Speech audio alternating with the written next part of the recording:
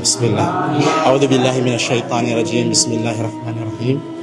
Alhamdulillahi rabbil alamin wassalatu wassalamu ala asrafil anbiya'i wal mursalin nabiyyina Muhammad wa ala alihi wa sahbihi ajmain, amma ba'd.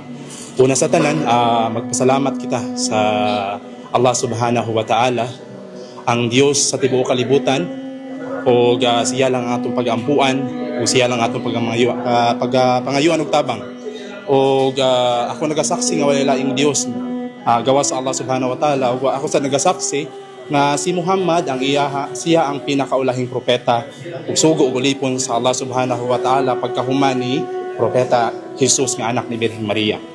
So ang Ramadan, dako kay ni siyang impact sa kinabuhi sa mga Muslim, no? Ang mga Muslim buti pasabot ang nagtugyan, nagtuman sa kabubuton sa Dios. Una siya ang buot pasabot sa Muslim. So sa panahon sa buwan sa Ramadan, naani namo ang among gitawag nga pag-fasting. Kundiin mao sa di siya gibuhat sa mga naunang mga tao sa wala pa kita diri sa kalibutan. Gibuhat na nila tanan. So ang Allah subhanahu wa ta'ala gimanduan sad ang mga katawhan, ingon man ang especially sa mga Muslim nga mag-fasting sa buwan sa Ramadan. Kay ang pag-fasting usa siya sa haligi sa relihiyon nga Islam. Kana siya kay ang buwan manggod sa Ramadan, dako kaayo ang amuhang pasalamat sa Allah subhanahu wa ta'ala. Panahon sa buwan sa Ramadan, grabe ang kaluoy sa Allah subhanahu wa ta'ala. Kung sa ato pang sa ginaingon sa ni Propeta Muhammad sallallahu alaihi wasallam, man sama Ramadan imanan wa hisaban gufira lahu ma taqaddama min dambi. Kung sino man ang mananampalataya, meaning mga Muslim, gibuhat niya ang pag-fasting nga naay tinud-anay nga pagtuo, kundiin nakasubay sa mga sugo o sa mga buhat ni Propeta Muhammad sallallahu alaihi wasallam, ang maiyahang kalinaw, ihatag sa Allah subhanahu wa ta'ala sa iyang kapasayloan sa iyang mga sala.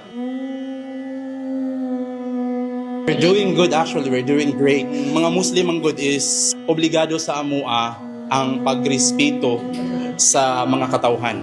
No, dili lang sa mga Muslim community. Obligado sa amua ang ipakita kung unsa ang Islam.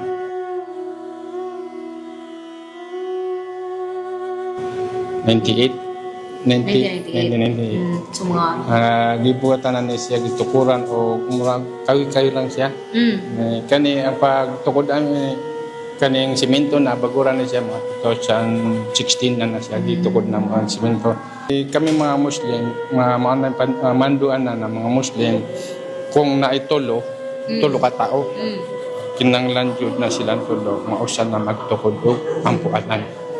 Para mailanan na ni Muslim di dire na bisita gikan sa lain nasod ay di Muslim dire anong oto na hinay-hinay o nagibuhat sa propeta Muhammad sallallahu alaihi wasallam pagkagikan dito sa Makkah, pagbalhin dito sa Madina, nagtukod dayon siya og masjid, gitawag na to og moske.